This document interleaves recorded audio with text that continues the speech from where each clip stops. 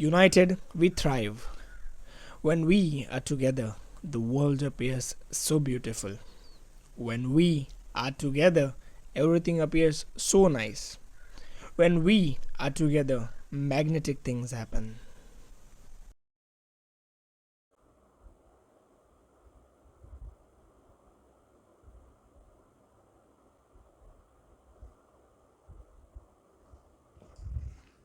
नमस्कार.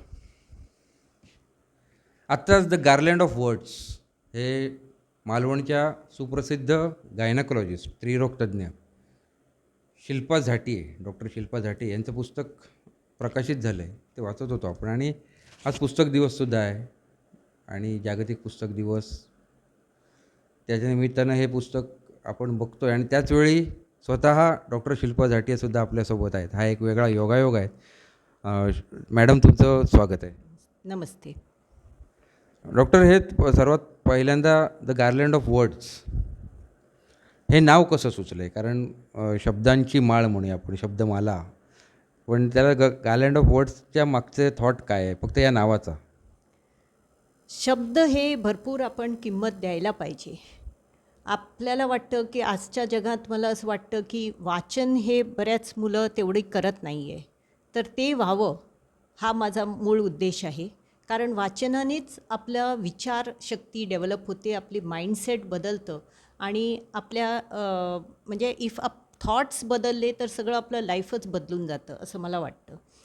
आणि वर्ड्सना व्हॅल्यू द्यावं, कारण आपण जे बोलतो प्रत्येक शब्द इम्पॉर्टंट असतं. आज आपण म्हटलं you can do it, I am there with you, असे शब्द जेवढे मोटिवेटिंग असतात तेवढेच कुठलेही हर्टिंग शब्द जर बोलले हे पण मनाला लागून जातात.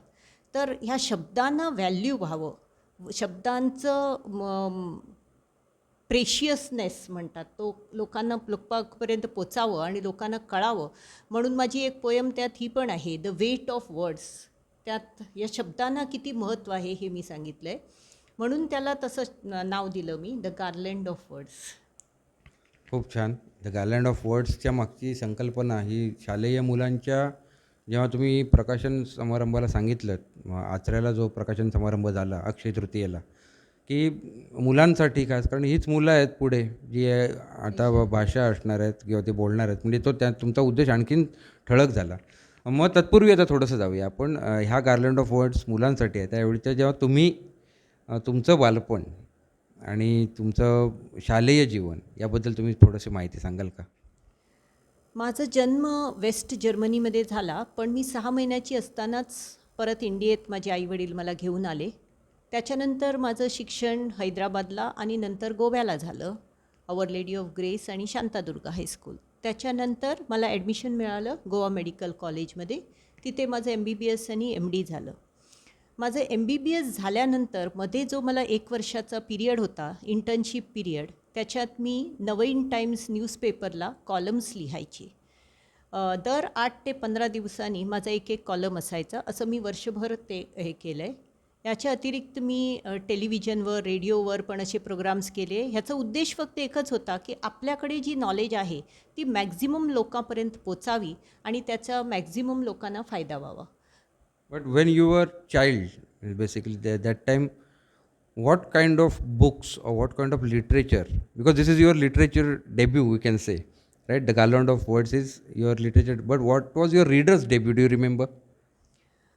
माझं शिक्षण अवर लेडी ऑफ ग्रेस असल्यामुळे माझं सगळं बहुतेक इंग्लिशमध्ये झालं. अब्राहम लिंकन आणि ह्यांचे सगळे लिटरेचर्स वाचले. दुसरी गोष्ट म्हणजे माझा जेव्हा ॲक्च्युअली मुलगा परत शिकायला लागला तेव्हा त्याच्याबरोबर पण मी शिकले खरं म्हणायला. कारण आपण शिकतो ते एकदा फर्स्ट टाईम आणि परत मुलांबरोबर जी आई शिकते ते सेकंड टाईम शिकतं असं मला वाटतं. त्याचे सायन्स बुक्स, त्याचं होमी बाबाचा प्रोजेक्ट, हे सगळं लिहिताना मी खूप गोष्टींच्या थ्रू गेले आणि मला पण ती जर्नी खूप चांगली वाटली. याच्या अतिरिक्त स्पिरिच्युअल जर्नी पण मी खूप केली. भगवद्गीता वाचली किंवा सेल्फ हेल्प बुक्स भरपूर वाचले आणि ह्या सगळ्यातून प्लस आपलं डे टू डे एक्सपिरियन्स, आताचे जे पेशंट बघतो त्यांच्याकडे जे माझं इंटरॅक्शन होतं त्यांच्यातून पण मला म्हटलं तरी एक्सपिरियन्स मिळतं. कारण आजकाल मी बघते की मुलामध्ये बरंच एन्झायटी, डिप्रेशन किंवा त्यांचे थॉट प्रोसेस, त्यांच्या घरात जी भांडणं असतात ते बरेच लोक येऊन डॉक्टर्सना सांगतात असं झालं तसं झालं. हे सगळं माइंडसेटचा प्रॉब्लेम आहे असं मला वाटतं. म्हणजे आपण कसा विचार करतो, सासू सुनेबद्दल कसा विचार करते, सून सासूबद्दल कसा विचार करते. जर आपण तो पॉझिटिव्ह विचार ठेवला तर ही भांडणं बरीच टाळू शकतात. बरंच लग्न झाली की डिवोर्स होतात, टॉलरन्स पेशन्स खूप कमी होत चाललं आहे लोकांमध्ये. सुइसायडल अटेम्प्ट्स मी खूप बघितले आमच्या हॉस्पिटलमध्ये. थोडीशी घरात भांडणं झाली, सुइसाईड्स करून काहीतरी अटेम्प्ट करून येतात. तर हे सगळं टाळावं. मला हे सगळं बघून खूप दुःख होतं, कारण ऑलरेडी कितीतरी डिसिजीस आहे, कितीतरी प्रॉब्लेम्स आहे जे आपल्या हातात नाही आहे. पण हे ॲडिशनल प्रॉब्लेम्स आपण का ओढून घ्यावं आपल्या लाईफमध्ये. आणि हे छोटे छोटे जरी प्रॉब्लेम्स आपल्याला वाटले, यात फॅमिलीज खराब होतात. आणि त्याचं मेन कारण आहे की माइंडसेट. जर हा माइंडसेट आपला बदलला, आपण विचार करण्याची क्षमता बदलली आणि ती पॉझिटिव्ह ठेवली प्रत्येक गोष्टीला, तर हे सगळं बदलू शकतं. आणि हे कुठून बदलणार, तर मुलामधून. मुलं जी शाळेत जातात, जेव्हा ती शिकतात, तेव्हा ती पॅरेंट्सकडून, टीचर्सकडून आणि बुक हेल्प्सकडून शिकतात. तर ही जर त्यांची माइंडसेट लहानपणापासून पॉझिटिव्ह असेल, तसेच ते शिकता शिकता पॅरेंट्स पण बघतात. त्यामुळे पॅरेंट्स पण जर पॉझिटिव्ह झाले, तर अशी खूप गोष्टी आपण टाळू शकतो असं मला वाटतं. ह्या उद्देशाने मी ते म्हटलं, मॅक्झिमम लोकांना वाचू दे आणि त्याचा उपयोग होऊ दे असं. मी तुम्हाला म्हणजे तुम्ही लहान असताना तुम्हाला आई बाबा सांगायचे का, अगं हे वाच किंवा ते वाच, असं काही होतं का? नाही, ते मुद्दाम असं वाचण्यासाठी कधी फोर्स केला नाही. पण आमच्या घरात ॲटमॉस्फिअर खूप फ्री होता. म्हणजे कुठे शिस्तीचं हे असं नव्हतं, कारण ते दोघंही फॉरेनला होते. माझे डॅडी 13 इयर्स जर्मनीला होते आणि मम्मी अराऊंड 5-6 इयर्स US ला होती. त्यामुळे त्यांची माइंडसेट किंवा त्यांचं विचार करण्याची क्षमता थोडीशी वेगळी होती रुटीन लोकांपेक्षा. ह्या गोष्टी त्या नेहमी सांगायच्या. म्हणजे like for example Abraham Lincoln, Indira Gandhi, ह्यांचं आम्ही न्यूज दररोज टी व्हीवर बघायचो. पिक्चर कदाचित नाही बघायचो, पण आम्ही न्यूज दररोज बघायचो. किंवा अशा मोठ्या गोष्टी, इंदिरा गांधीचं, मला तर इंदिरा गांधी खूप अशी ॲपिलिंग वाटायची त्यावेळी. कारण लेडी एवढी प्राईम मिनिस्टर आणि ती नेहमी अशी ॲक्टिव्ह असायची, धावत राहायची. असं असं खूप गोष्टी जो पॉझिटिव्ह आहे. प्रत्येक माणसामध्ये युनिक सोल आहे. प्रत्येक माणसामध्ये पॉझिटिव्ह आणि निगेटिव्ह असतात, सगळ्यामध्ये असतात. पण आपण आपल्यामध्ये जे पॉझिटिव्ह गोष्टी आहे ते वाढायला द्यायचे. किंवा आपण जेव्हा दुसऱ्याकडे बघतो त्याच्यामध्ये काय पॉझिटिव्ह आहे जे आपण घेऊ शकतो, हा उद्देशाने जेव्हा आपण बघतो तेव्हा तो माणूस पण आपल्याला चांगला वाटतो. तर हा उद्देश डेव्हलप व्हावा, हे माइंडसेटच्या गोष्टी आहे असं मला नेहमीच वाटतं. आपल्याला आपले वेद, उपनिषदं ही सगळी जे शिकवतात गुरुकुलातून आपण म्हणतो, तशी आपली बालपणं पुस्तकांमुळे बालपणं गुरुकुल होऊ शकतात. म्हणजे आता जरी गुरुकुलाची परंपरा जरी नसली तरी शाळा आहे आणि घर आहे. मग घरामध्ये ती पुस्तकं, अशी पुस्तकं मदत करू शकतात किंवा कुठलीही पुस्तकं मदत करू शकतात. डॉक्टर, आणखीन एक प्रश्न, म्हणजे तुम्ही आता जेव्हा समस्या सांगितल्यात सगळ्या, त्यावेळी स्त्रियांच्या असतील किंवा मुलांच्या असतील, या सगळ्यामध्ये तुमचा आता एक विचार खूप वेगळा होता. म्हणजे जो हा विचार शालेय स्तरावर किंवा शालेय वाचनच्या सर्वांनासुद्धा तो हे पडू शकतो, की वाचलात तर मार्ग सापडतील, असा जो तुमचा हे होता. मग तेव्हा तुमच्यावर कधी जीवनात, मी मग प्रसंग कुठला तो विचारत नाही, पण तुम्हाला कुठल्या पुस्तकाने जास्ती मदत केली तुम्हाला तुमच्या जीवनामध्ये, की असा कुठला तरी रॉक बॉटम येतो, प्रत्येकाचा येतो, की त्यावेळी बाबा तिथून मला म्हणजे आणि काही खाली जाण्यासारखं नसतं, अशावेळी ह्या पुस्तकाने मला बाबा मदत केली, असं तुम्हाला कुठलं पुस्तक वाटतं? भगवद्गीता एक पुस्तक आहे जे सगळ्यांनी वाचावं. कारण त्यात बरेच गोष्टी आहे जे आपल्या लाईफशी निगडीत आहे आणि त्याच्यातून आपण बऱ्याच गोष्टी शिकू शकतो. अपार्ट फ्रॉम इट, हे सेल्फ हेल्प बुक्स म्हणून जे आहे, रिटन बाय बेस्ट सेलर्स वेगवेगळे, ते पण खूप शिकवतात. Like atomic habits. Atomic habits एक खूप छान पुस्तक आहे, की आपण ज्या कुठल्याही गोष्ट आपल्याला करायची असेल तर ती हॅबिट फॉर्ममध्ये आणणं. म्हणजे आपल्याला आता सपोज एक्झाम्पल सकाळी उठून वॉकला जायचं आहे, तर सकाळी उठल्यावर कंटाळा येतो, तर आपण आपले शूज सगळं जवळजवळ ठेवलं तर उठल्या उठल्या आपण जाऊ शकतो. किंवा आपल्याला त्याच्यासाठी जे मोटिवेशन लागतं, सपोज म्युझिक लागतं, काय लागतं जाताना, तर ते आपण हे करायचं. म्हणजे आपणच स्वतःला कसं मोटिवेट करून हे हॅबिट्स हे करायचे.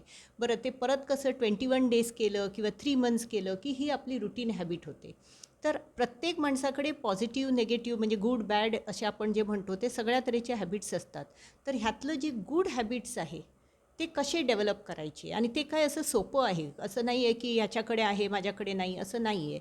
कंपॅरिझन करण्याची काही गरज नाही. मी तर म्हणते तुम्ही तुमच्याचकडे कंपेअर करा की काल तुम्ही काय होता, आज तुम्ही काय आहे. तुम्ही याच्यापुढे इम्प्रूव्ह होता की बॅक जाता, हे आपणच ॲसेस करायचं, आपणच थिंकिंग करायचं. त्यामुळे आपल्याला असं पॅरेंट्स किंवा टीचर्स कोणतरी सांगणार आहे असं काही गरज नाही. प्रत्येक माणूस आपण आपण हे करून त्यात हे जाऊ शकतो असं वाटतं मला. मग जेव्हा तुम्ही गोव्यात कोंकणी, त्यानंतर तुमचं सासर म्हणजे जेव्हा लग्न झाल्यानंतर मालवणी, अस्सल मालवणी सगळं हे झाल्यानंतर तुम्हाला पहिल्यांदा म्हणजे कोंकणी आणि मालवणी थोडं जवळच आहे आपण म्हणू शकतो. मग त्यावेळी आल्यानंतर असं तुम्ही मालवणी कविता किंवा मालवणी असं काही वाचन का असं काही केलं का? नाही, मी तसं काही केलं नाही. कोकणीमध्ये पण तसं मी वाचन केलं नाही, कारण आमचं सगळं शिक्षण our lady of grace English मीडियममध्ये झालं. तर माझं बहुतेक सगळं रीडिंग सगळं इंग्लिशमध्येच होतं. अब्राहम लिंकन किंवा असे मोठे ऑथर्स जे होते त्यांचेच बुक्स मी जास्त करून वाचले. मला मराठीत तसं फास्ट वाचता आणि हे येत नाही. पण माझं एक म्हणणं आहे की लँग्वेज हे इम्पॉर्टंट नाही आहे. ती मग कोकणी असू दे, मराठी असू दे, हिंदी असू दे, इंग्लिश असू दे किंवा आणि कुठली लँग्वेज असू दे.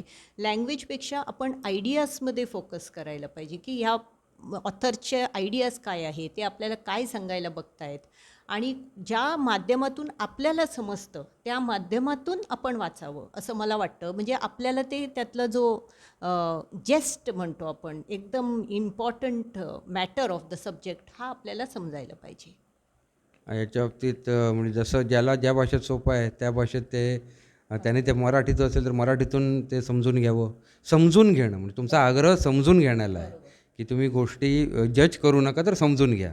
समजून घ्या आणि आचरणात आणा. समजून घ्या, त्याच्यावर विचार करा आणि स्वतःच्या लाईफमध्ये ते कसे आणू शकता हे करा. म्हणजे तुमचंच लाईफ सुधारेल, तुमची डेस्टिनी चेंज होईल. खूप छान. आता हा एक तुमचं डेब्यू झाली आपण म्हणूया, कारण हा एक परत एक हा महासागर वेगळा आहे, हा मोठा आहे की जिथे तुम्हाला आता थोडा तुम्ही श्वास घेता घेता तुमच्या डॉक्टरी पेशातून त्या प्रोफेशनमधून की जिथे 24 तास इंटेन्स सगळं जे असतं आणि पूर्ण फॅमिली, असं नाही की तुम्हीच इंटेन्स मागच्या पिढीपासूनच ते इंटेन्स आहे आणि आता परत तुमच्या पुढच्या पिढीचं पण ते इंटेन्सिटी तीच आहे. मग अशावेळी ह्या क्षेत्रात कार्यरत राहण्यासारखं किंवा आणखीन काही आयडियाज आता सगळ्या तुम्ही आम्हाला सांगू नका, पण अशा आयडियाज आहेत की नाही? कारण त्या आधीच तुम्ही मी नाही सांगणार की ओपन करा आमच्या पुढे सिक्रेट्स, पण तुम्हाला इच्छा आहे का या क्षेत्रामध्ये आणखीन पुढे जाण्याची?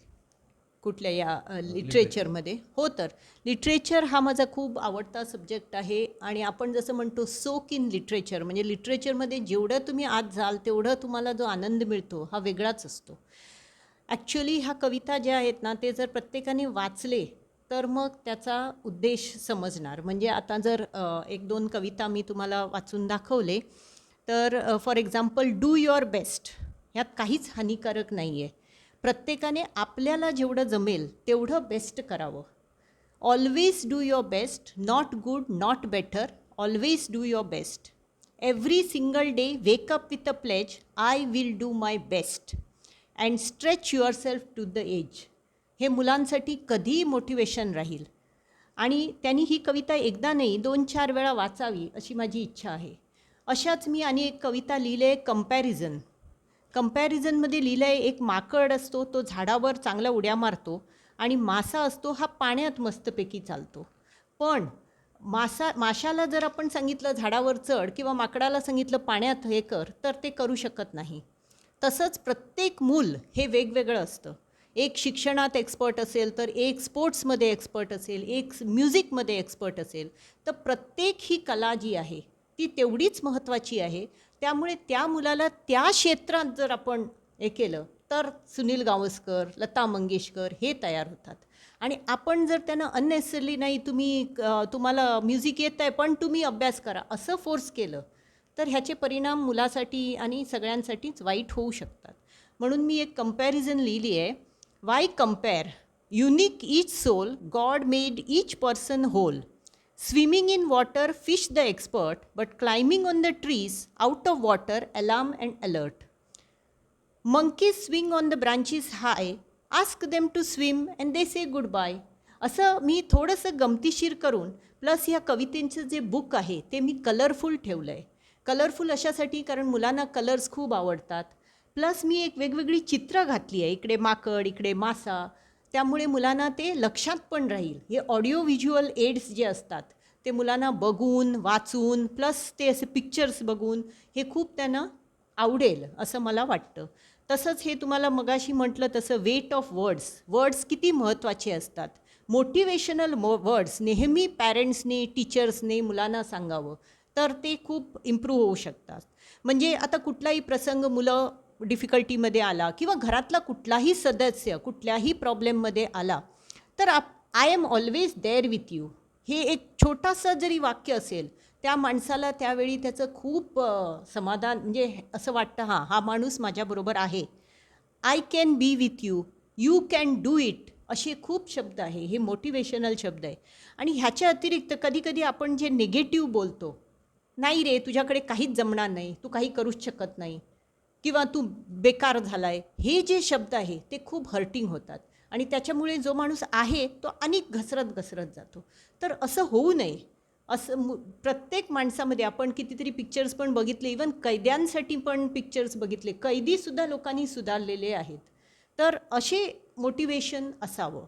दुसरं आपण काम करताना एक परसेप्शन मॅटर म्हणून एक आहे माझी पोयम. काम करताना आपला उद्देश काय आहे. पैसे हे सगळेच लोक मिळवतात पण पैशांच्या मागेसुद्धा काम करताना काय आपला उद्देश आहे हा महत्त्वाचा आहे. कारण मी इथे दाखवलं आहे की एक बिल्डिंग बांधताना 2 लेबरर्स आहे. तर एकाला विचारलं अरे तू काय करतो आहे. नाही मी ही बिल्डिंग बांधतो आहे, माझं दररोजचं हे करतो आहे म्हणजे मला पैसे मिळत आहेत हे. दुसऱ्याला विचारलं तर त्यांनी सांगितलं की मी एक शाळा बांधतो आहे, आमच्या गावासाठी शाळा बांधतो आहे, जी शाळा इकडे नाही आहे.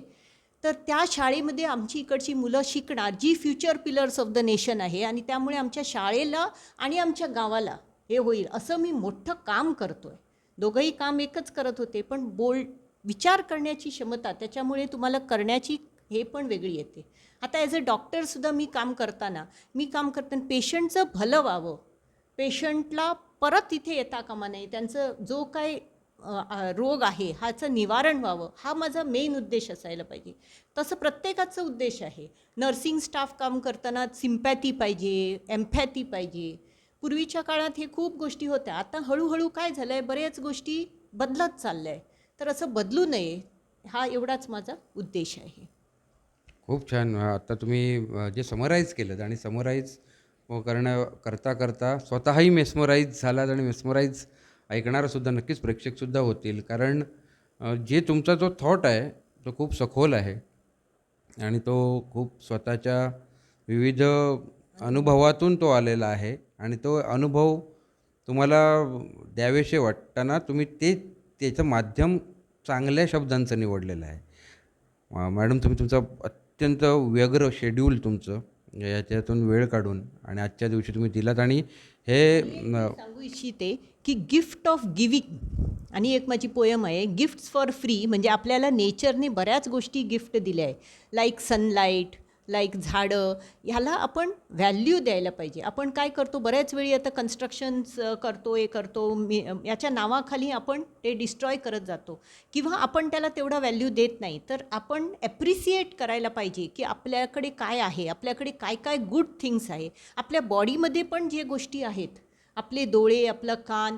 कारण बरेच लोक डिप्रेस होतात, काहीच नाही माझ्याकडे. काही नाही, तुमचे डोळे, तुमचं कान, तुमचं शरीर हेच एक मोठं गिफ्ट फ्रॉम गॉड आहे. हे सोडून जगात खूप गोष्टी आहे.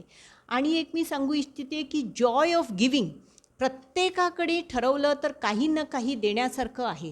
अगदीच काहीच नाही तर ठीक आहे बाबा, कोण मुलं आलं ही चॉकलेट घ्या, कोण आलं तर त्याला नॉलेज द्या, इवन तुमच्याकडे जी नॉलेज एक्सपिरियन्स आहे हे सुद्धा देणं, कोणाच्या पाठीवर एक थाप मारून सांगणं की अरे तू किती सुंदर आहे, तू किती हुशार आहे, हे 2 शब्द जरी तुम्ही बोललात तरी त्या माणसासाठी ते खूप उपयोगी ठरू शकतात.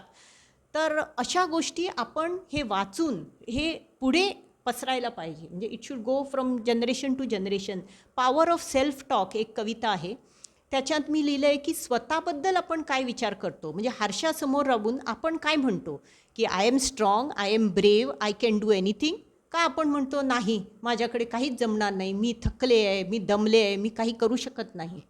ह्यामध्ये पण आपलं हे बदलत असतं. Thought process is very important असं मला वाटतं. आणि एक आहे की थिंक ऑन पेपर.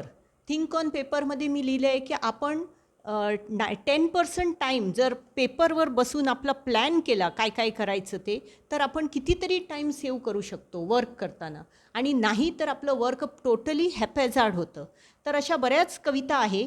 आणि एक आहे fear of face your fears. कारण फेस युअर फिअर्समध्ये प्रत्येकाला भीती असते. कोणाला इंजेक्शनची भीती वाटते, कोणाला हॉस्पिटलची भीती वाटते, कोणाला हाईटची भीती वाटते. तर ह्या जरी भीती असेल, हे बऱ्याच लोकांना असतात भीती, पण ही भीती कशा घालवायच्या, त्याला आपण डिसेन्सिटाईज कसं करायचं आणि आपण ॲक्च्युअली फेस करायचं आपलं फिअर्स. म्हणजे नाही बाबा मला भीती वाटते, ठीक आहे, तुला अगोदर भीती वाटत होती, 1-2 वर्षांनी हळूहळू तू भीती घालव, तुझी भीती जाणार. तर असे बऱ्याच मोटिवेटिंग कविता आहे. Eat the elephant. एलिफंट म्हणजे काय, एलिफंट हा मोठा असतो. आपल्याला कुठलाही मोठा प्रॉब्लेम लाईफमध्ये आला की खूप भीती वाटते, ह्या प्रॉब्लेमला मी कसा फेस करू, हा प्रॉब्लेम माझ्याकडे जमेल की नाही, असं भीती वाटते. एक्झाम आली, एवढं मोठं पोर्शन आहे, जमेल की नाही. त्याचं डिवाईड करा. एलिफंटला जर आपण डिवाईड केलं हळूहळू, त्याचं ट्रंक, त्याचा हे, त्याचा कान, असं केलं तर आपलं सोपं होतं. त्यामुळे त्या कुठलाही मोठा प्रॉब्लेम लाईफमध्ये आला तर आपण त्याला कसा अप्रोच करायचा आणि हळूहळू तो प्रॉब्लेम कसा सोडवायचा, एक एक पार्ट हे पण त्यात एक्सप्लेन केलं आहे. तर अशा बऱ्याच. मग आणि एक मी लिहिलं आहे की ईट द रेनबो. रेनबो म्हणजे मुलं आजकाल खाताना जेवणात काय खातात, हे कलरफुल प्लेट त्यांची असायला पाहिजे. यात रेनबो आहे, रेनबोमध्ये हे वेगवेगळे कलर्स आहे, त्यात प्रोटीन असायला पाहिजे, व्हेजिटेबल्स असायला पाहिजे, फ्रूट्स असायला पाहिजे. या सगळ्या गोष्टी खूप महत्त्वाच्या आहे आणि ते मी असं कलरफुल त्यांना दाखवून सांगितलं आहे की ह्या सगळ्या गोष्टी तुमच्या प्लेटमध्ये असायला पाहिजे आणि ते का असायला पाहिजे, त्याचा तुम्हाला बेनिफिट काय आहे. आणि एक आहे Joy of giving. Joy of giving, छोट्या छोट्या गोष्टी काय असे ना तुम्ही द्या. छोट्या काही एक कोणी म्हणजे एखादं मूल भुकेलेलं असेल, त्याला एक बिस्किटचा पुडा द्या, एक छोटी चॉकलेट द्या. याच्यासाठी काय तुम्हाला कोणाचं व्हिडिओ शूटिंग किंवा कॅमेरा हे ते काही गरज नाही. हे तुम्ही तुमच्या मनातून द्या आणि हे दिल्यामुळे फक्त त्या माणसाचा फायदा होत नाही, आपला पण फायदा होतो. कारण आपल्या बॉडीमध्ये जे हॉर्मोन्स रिलीज होतात लाईक ऑक्सिटोसिन, सेरोटोनिन, डोपामिन, ह्याचा फायदा आपल्या शरीराला होतो आणि आपलं शरीर नेहमी हेल्दी राहतं. त्यामुळे joy of giving, give words, give anything, small amount पण give. And every day make it a habit of kindness, habit of हे की एक छोटंसं काहीतरी तुम्ही ऑफ बीट काहीतरी करा, त्याचा तुम्हाला नेहमीच फायदा होईल. अशा वेगवेगळ्या कविता आहे. तर आता तुम्ही समग्रपणे सांगितलं आणि हा आपण दाटी हॉस्पिटलमध्ये सुद्धा आपल्याला मालवणच्या तिथे आपल्याला हे बुक मिळू शकेल. आणि यात आत्ता भरभरून सांगताना त्यांना आपण किती देऊ आणि किती नको, ह्या जो मनाची जी अवस्था आहे त्यातून निर्माण झालेलं हे एक पुस्तक आहे की त्यांना ते कितीही दिलं आहे तरी ते आता जी. आणि त्याच्यामध्ये त्यांना शब्द, आम्हा घरी धन शब्दांचीच रत्ने, हे जेव्हा आपल्याला संत सांगतायत किंवा it's only words that all I have to take your heart away, असं सुद्धा जेव्हा आपण काय म्हणू जेव्हा बॉयझोन किंवा बीजीज हे जेव्हा सांगायचे, तर ही कारणच ती असतील कदाचित की मी शब्दांनी चांगलं देऊ शकतो, शब्दांनी चांगलं करू शकतो. आणि थोडंसं आपण स्वतःला डिस्ट्रेस करत असतो ते करताना. कारण तुमच्या शेड्यूलमधनं मी ते मुद्दाम सांगतो कारण हे शेड्यूल तुमचं पॉवर पॅक फुल पॅक असतं आणि त्यातनं तुम्ही तुमचा वेळ दिलात, आमच्याशी संवाद साधलात, आपल्या पुस्तकाबद्दल बोललात आणि पुस्तक दिनादिवशी बोललात, जागतिक पुस्तक दिन आणि कॉपीराईट डे दिवशी बोललात, म्हणून तुमचे अगदी मनापासून आभार. Thank you so much. तर या होत्या कवयित्री डॉक्टर शिल्पा झाटिये. कारण त्यांनी आत्ता नुकतंच जे त्यांचं पदार्पण झालेलं आहे द गार्लँड ऑफ वर्ड्स या त्यांच्या पुस्तकातून, आणि त्या पुस्तकात वाचकांच्या भेटीला आणि मुलांच्या भेटीला, सर्वांच्या भेटीला ते आलेलं आहे. आपण सर्व प्रेक्षकांनी ही एक विशेष मुलाखत पाहिलीत म्हणून सर्वांचे मनःपूर्वक धन्यवाद. Always do your best. Not good, not better. Do only your best. Every single day. Wake up with a pledge. I will do my best. And stretch yourself till the edge. Always do your best.